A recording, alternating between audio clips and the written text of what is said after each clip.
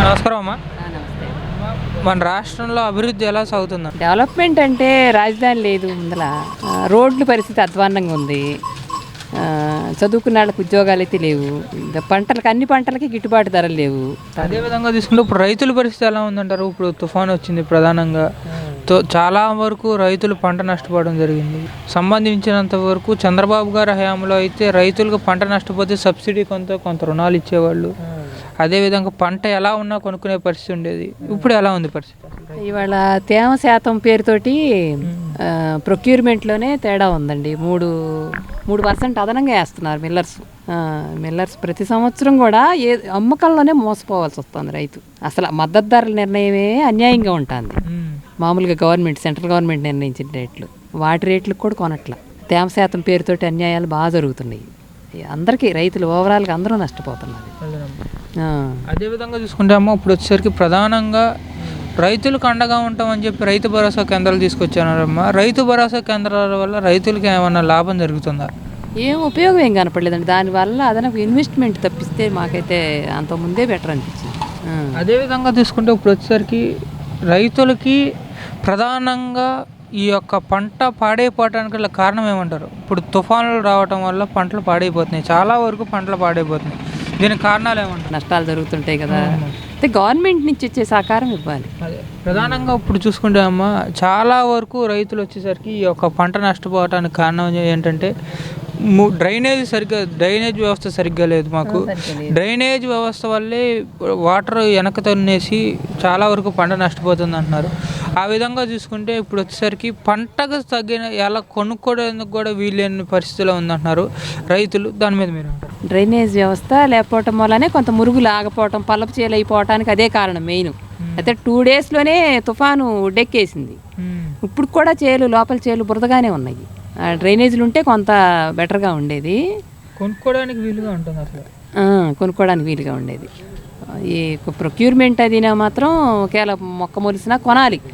2004 elections ముందు అనుకుంటా, 3లోనే తుఫాన్ వస్తే బాగా డ్యామేజ్ అయినాయి కూడా. బాగా 420 రూపాయలు అప్పట్లో మద్దతు ధర కొనేసారు government, TDP government Rajasekhara Reddy వచ్చే ముందు. అసలు అట్లా ఎప్పుడు కొనలా. నాకు ఎప్పుడు గుర్తు వస్తుంటుంది అది. బాగా కొన్నారు ఆ సంవత్సరం, బాగా మొక్క మొలిసిన వడ్లు కూడా కొన్నారు.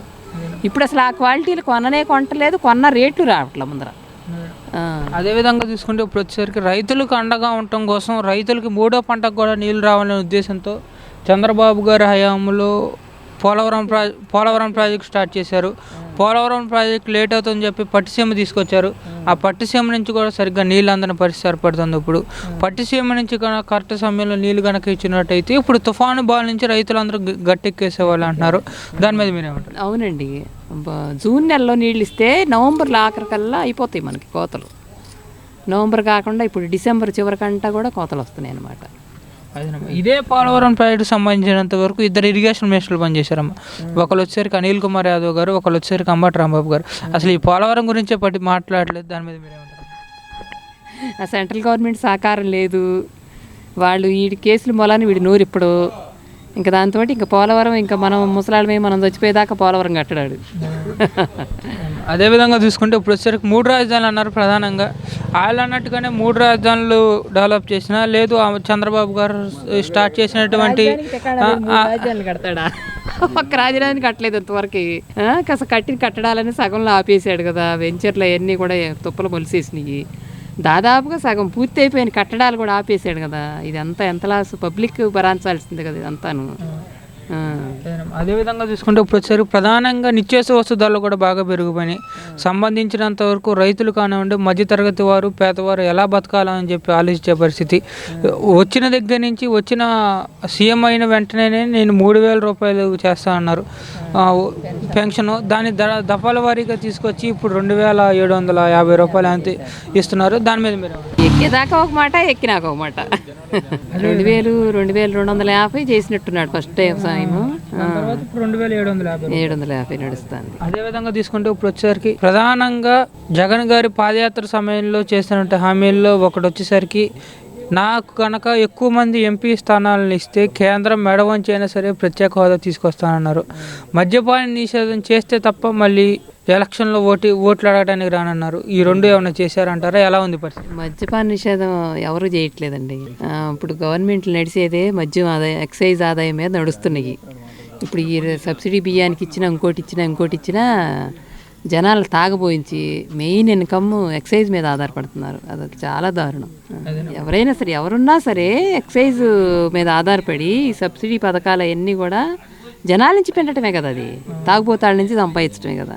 అది రామారావు గారి టైంలో కొంత ప్రయత్నం జరిగింది. అదేవిధంగా చూసుకుంటే అమ్మ, ఇప్పుడు వచ్చేసరికి ప్రధానంగా లోకేష్ గారి పాదయాత్ర కూడా మళ్ళీ ప్రారంభించడం జరిగింది. లోకేష్ గారి పాదయాత్రలో ప్రజలకి దగ్గర అవుతున్నారు అనుకుంటున్నారు లోకేష్ గారు? అవుతున్నారు కదా, కష్టపడుతున్నారు. అదేవిధంగా చూసుకుంటే ఇప్పుడు వచ్చేసరికి లోకేష్ గారు పాదయాత్ర సమయంలో లోకేష్ గారు జగన్ గారు చేస్తున్నటువంటి కుట్రలన్నీ బయట పెడుతున్నారని చెప్పి, దానివల్ల జగన్ గారు అయినా కానివచ్చు, వైసీపీ సంబంధించిన నాయకులైనా కానివచ్చు చాలా భయపడుతున్నారని చెప్పి తెలుగుదేశం శ్రేణులు అనుకుంటున్నారు. దాని మీద నిజమే మాట. అదేవిధంగా చూసుకుంటే ఇప్పుడు వచ్చేసరికి లోకేష్ గారు మంచి నాయకులు అంటారా, జగన్ గారు మంచి నాయకులు అంటారా? వీళ్ళిద్దరి మీద అభిప్రాయం ఏమంటారు? లోకేష్ ఇంకా అధికారం రాలేదు కదా, ఒకసారి ఇచ్చి చూస్తే తెలుస్తుంది. ఒక ఛాన్స్ ఇవ్వాలి. అదేవిధంగా తీసుకుంటే ఎంత ఆపాలని చూపినా ఇప్పుడు పాదయాత్ర, లోకేష్ గారి పాదయాత్ర ఇప్పుడు 3000 కిలోమీటర్ల పైచులుగా సాగుతుంది. దాని మీద మీరు ఏమంటారు? హ్యాపీ. ఓకే అమ్మ. అదేవిధంగా తీసుకుంటే ఇప్పుడు వచ్చేసరికి ప్రధానంగా కార్పొరేషన్ కూడా ఉండేవి. BC, SC, ST, minority corporation. ప్రతి కార్పొరేషన్ సంబంధించినందుకు కొంత నిధులు ఉండేవి. ఆ నిధులతో ఎవరికి ఏం కావాలనుకున్నా కొంత తక్కువ వడ్డీతో, సబ్సిడీతో లేకుండా రుణాలు ఇచ్చేవారు. జగన్ గారు ఏమొచ్చినాక పేరుకే కార్పొరేషన్లు అంటున్నారు. దాని మీద నిధులన్నీ కైంకర్యం చేస్తున్నారు, గవర్నమెంట్ ఫండ్స్ కింద వాడేసుకుంటున్నారు. నిర్వీర్యం చేసేసారు కార్పొరేషన్ అన్నిటిని. ప్రధానంగా చూసుకుంటే ఇప్పుడు వచ్చేసరికి మన రాష్ట్రంలో లేదు, మీ గ్రామంలో ఉన్నటువంటి ప్రధాన సమస్యలు ఏమున్నాయంట? సమస్యలు మెయిన్ డ్రైనేజ్ ప్రాబ్లం ఒకటి, డ్రింకింగ్ వాటర్ మాకు లేదండి. రోడ్లు అంటే మెయిన్ రోడ్ లేదు, ఆ ఒక్క రోడ్డు తప్పితే అన్నీ మా ప్రెసిడెంట్ గారు ఉన్న టైంలో వేసేసారు. మా ఊళ్ళో రోడ్లు బాగానే ఉన్నాయి. మా ఊరు నుంచి విజయవాడ ఎటు వెళ్ళాలన్నా మా ఊరు వరకు, మా ఊరు పంచాయతీ ప్రెసిడెంట్ గారు ఉన్న టైంలో వేసేసారు మొత్తం. ఈ బిట్టు ఒక్కటి తప్పితే ఇక్కడి నుంచి అవందరికి వెళ్ళే బిట్టు తప్పిస్తే ఇక్కడి నుంచి ఎటు వెళ్ళాలన్నా, ఇప్పుడు పామర్ వెళ్ళాలన్నా నరకం కనపడిద్ది అనమాట. అదేవిధంగా తీసుకుంటే ఇప్పుడు వచ్చేసరికి పవన్ కళ్యాణ్ గారు, చంద్రబాబు కలిసి పోటీ చేయడం జరుగుతుంది. దాన్ని ఎలా ఉందంటారు? అదేవిధంగా ఉమ్మడి మినీ మ్యానుఫ్యాక్చర్ ఒకటి రిలీజ్ చేశారు, అది ఎలా? పొత్తులు అవి కరెక్ట్గా కుదిరితేనండి గ్యారంటీగా గెలుస్తారు. ఎవరికి మొగ్గు చూపే అవకాశం ఉందంటారు 24 ఎన్నికల్లో? ఎవరికి మొగ్గు చూపే అవకాశం ఉందంటారు ప్రజలందరూ? పొత్తులు కరెక్ట్గా వర్కౌట్ అయితే గెలుస్తారండి. ఎవరు సీఎం అవుతారని? 24 చంద్రబాబే అవుతాడు.